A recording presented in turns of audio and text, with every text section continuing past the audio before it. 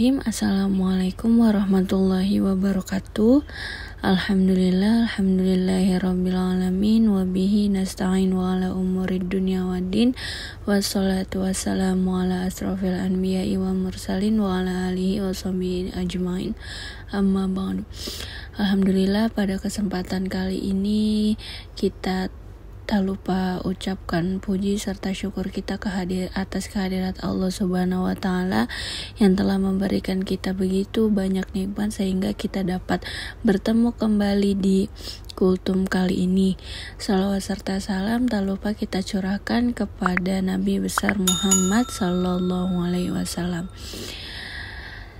Oke, untuk kultum kali ini kita akan melanjutkan kembali kisah Nabi Ismail alaihi salam. Kisah Nabi Ismail ketika membangun Ka'bah. Nabi Ibrahim alaihissalam mendapat perintah dari Allah untuk membangun Ka'bah. Beliau mengajak Ismail alaihissalam untuk bersama-sama melaksanakan perintah Allah tersebut. Bangunan Ka'bah itu berbentuk kubus. Salah satu sudutnya terdapat Hajar Aswad. Ketika bangunan semakin tinggi, Nabi Ibrahim alaihissalam itu memerlukan pijakan atau batu untuk berpijak. Kemudian Nabi Ismail mengambil sebuah batu besar untuk ayahnya. Batu itu kemudian disebut dengan Maqam Ibrahim. Di batu tersebut terdapat bekas telapak kaki Nabi Ibrahim alaihissalam. Nah, kemudian selesai membangun Ka'bah, Nabi Ibrahim alaihissalam dan Nabi Ismail alaihissalam berdoa kepada Allah, "Ya Allah, terimalah amal kami, sesungguhnya Engkau Maha mendengar lagi Maha mengetahui. Ya Allah, jadikanlah kami berdua orang yang tunduk dan patuh kepadamu." Ka'bah menjadi kiblat bagi umat Islam di seluruh dunia, yaitu arah yang dituju ketika kita melaksanakan sholat.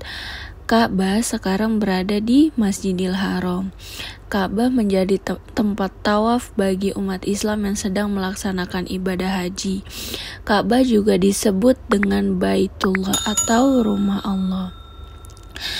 Nah, dari kisah Nabi Ibrahim dan Nabi Ismail yang telah kita ketahui, nah ada beberapa poin atau beberapa keteladanan Nabi Ismail dan juga Nabi Ibrahim yang bisa kita terapkan dalam kehidupan sehari-hari.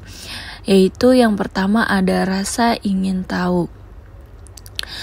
Nah, kita itu harus meneladani rasa ingin tahu seperti Nabi Ibrahim pada saat itu ketika penasaran dan ingin tahu siapa Tuhan yang sebenarnya.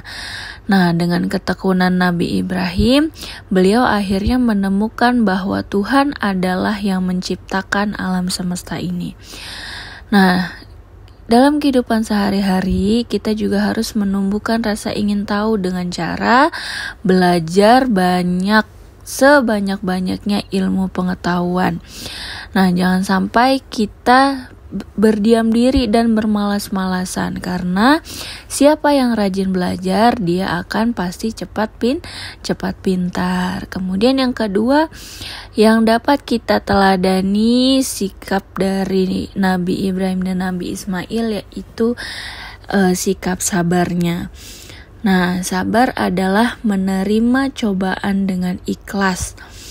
Nabi Ibrahim alaihissalam ketika berdakwah, walaupun banyak yang menentangnya dan sampai mendapat hukuman dari Raja Namrud, tetapi Nabi Ibrahim tetap sabar dan tidak pernah putus asa untuk berdakwah. Orang yang sabar akan selalu mendapat perlindungan dari Allah. Nah, kesabaran juga diperlukan nih ketika kita ingin mencapai cita-cita. Dalam belajar, kita harus bersabar, jangan pernah pantang menyerah. Nah, jangan pernah juga untuk berhenti belajar untuk mencapai cita-cita kalian. Selanjutnya, yaitu ada rela berkorban. Nah, Nabi Ibrahim dan Nabi Ismail alaihissalam meneladankan sikap rela berkorban. Nah, pada saat itu ketika mendapat perintah untuk menyembelih Nabi Ismail, karena ketaatannya Nabi Ibrahim kepada Allah Subhanahu wa taala, akhirnya Nabi Ibrahim menerima dan menjalankan perintah tersebut dengan ikhlas, dan Nabi Ismail pun juga menerimanya dengan ikhlas demi ketaatannya kepada Allah Subhanahu wa taala. Nah, ini juga kita bisa terapkan dalam kehidupan sehari-hari. Contohnya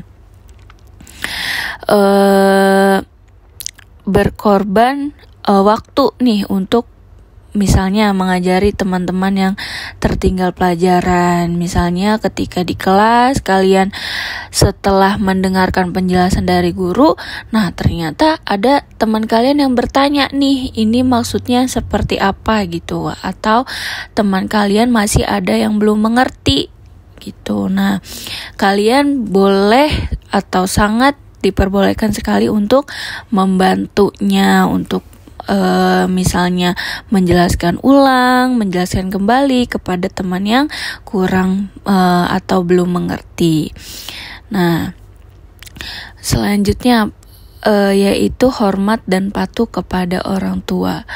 Nah, ini ya, jadi Nabi Ismail itu merupakan contoh anak yang sangat berbakti kepada orang tua. Jadi ketika Nabi Ibrahim pada saat itu menyampaikan perintah dari Allah untuk menyembelih Nabi Ismail, nah kemudian Nabi Ismail itu menerima dan melaksanakannya dengan ketaatan.